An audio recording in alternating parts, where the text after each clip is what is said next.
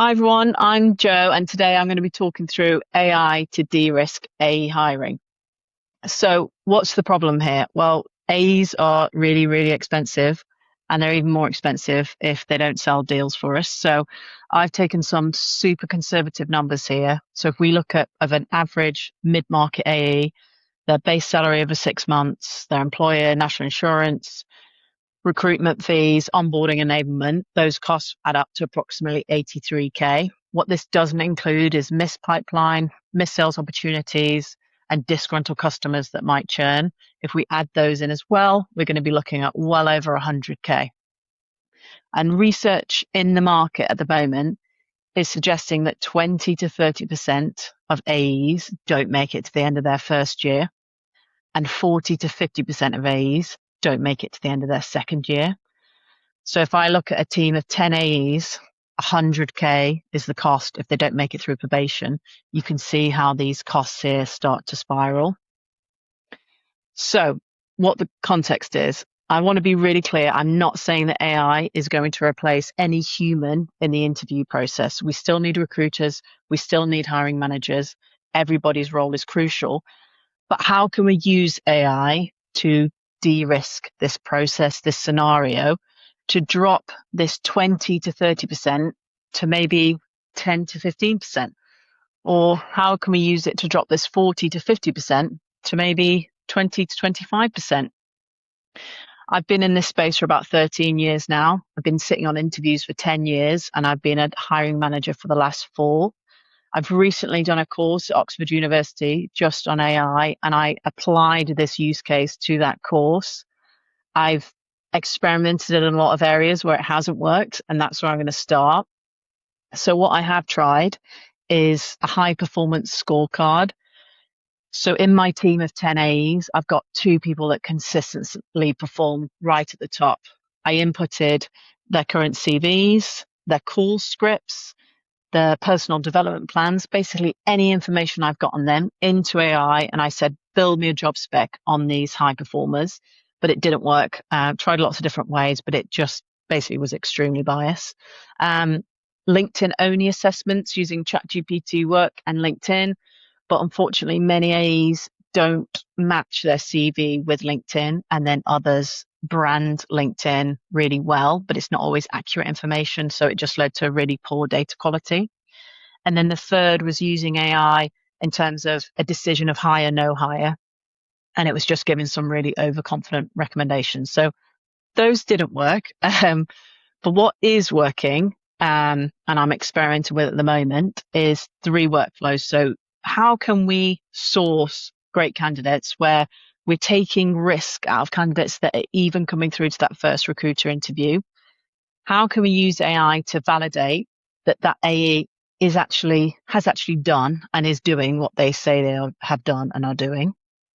And how can we future-proof our decision to make sure that the AE that we hire isn't just the AE that's going to be the top performer in maybe 6 months or 12 months, but they're going to be the top performer in 3 to 5 years? Obviously, the pace of change with AI at the moment is astronomical. So we need AEs that are comfortable with that change, because their ICP is probably going to change. The product's probably going to change. Everything about their selling environment is probably going to look really different in 3 to 5 years. So who are those sellers that can come through that journey and still be the top performer?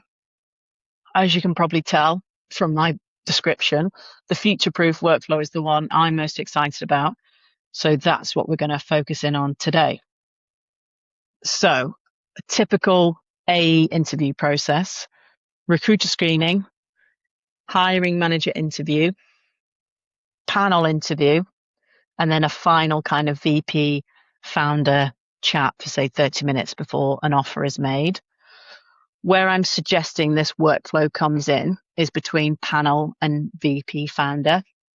And I'm going to go to the workflow in a second, but I want to start from the end and basically say we're looking at 2 key outputs from this workflow. Output number 1 is an AI enabled seller dashboard. So I've got my 3 shortlisted candidates. I'm going to look at them across a lot of competencies with inputs that I've fed AI, and it is going to give me a score on each of those candidates, which is looking at the potential performance of that candidate now and in 3 to 5 years' time. And the other output is a list of 5 questions for the VP founder to take into their final interview with that shortlisted candidate. And those 5 questions are basically saying, at the moment, I've got some gaps here, but I'm not sure if these gaps are because this candidate actually doesn't have this skill set or this experience, or the hiring manager and the panel just hasn't asked that specific question. So it's giving us a chance to remove bias by surfacing gaps and saying, right, this actually might be our best candidate, but we just need to hone in on this area. So VP founder, this is our suggested question. So I'm going to skip through to the workflow now, which I've copy and pasted into a PDF. And you can take this.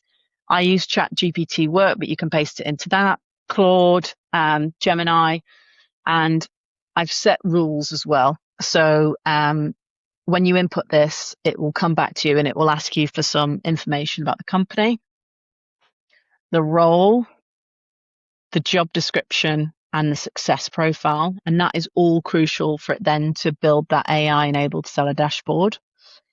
It's going to ask you for some candidate inputs as well. So it's going to ask for candidate CV, LinkedIn profile, recruiter notes, hiring manager interview transcripts, and the panel interview transcripts. Let me just zoom out here and zoom in over here. So once it's got all those inputs, I've then set some rules as well, so it doesn't get overconfident and it makes sure it's scoring on only the information it has. And as you can see here, we've got 5 competencies and it's weighted those based on that future-proofing outlook. So AI readiness carrying the biggest weighting, commercial impact, adaptability, customer influence, and future potential. It's given instructions on how to score each of those points. And when it's got those, it's then got my 2 outputs. So it's an AI-enabled seller dashboard, which I'll come to in a second, and the VP founder interview questions. And then I've just said some final rules about being objective and only using evidence. So unfortunately, I can't give you a real life example, obviously, for data protection, but I did want you to give you an idea of what this is going to look like. So I've put all my inputs in, I've given my job description, and here is my AI-enabled seller dashboard. I've got 3 shortlisted candidates. I've got John Job, Idris interview, and Charlotte competency.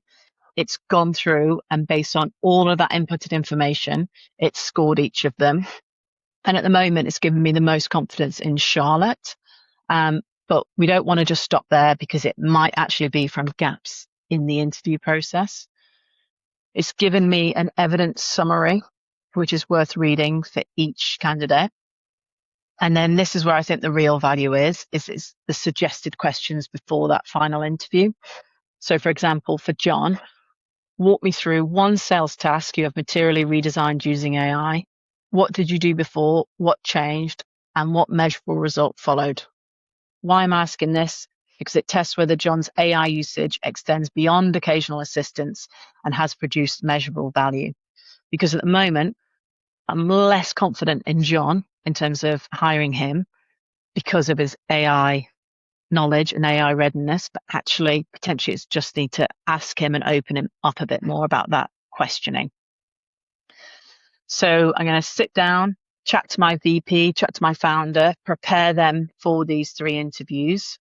Once I've done those 3 interviews, I'm going to update those call transcripts to this workflow, ask it to recalculate my dashboard and give me some scores for each of the candidates. That's the workflow in a nutshell. Definitely have a play around with it. Be experimental. It's not the finished design just yet. Very keen to hear feedback, both good and bad.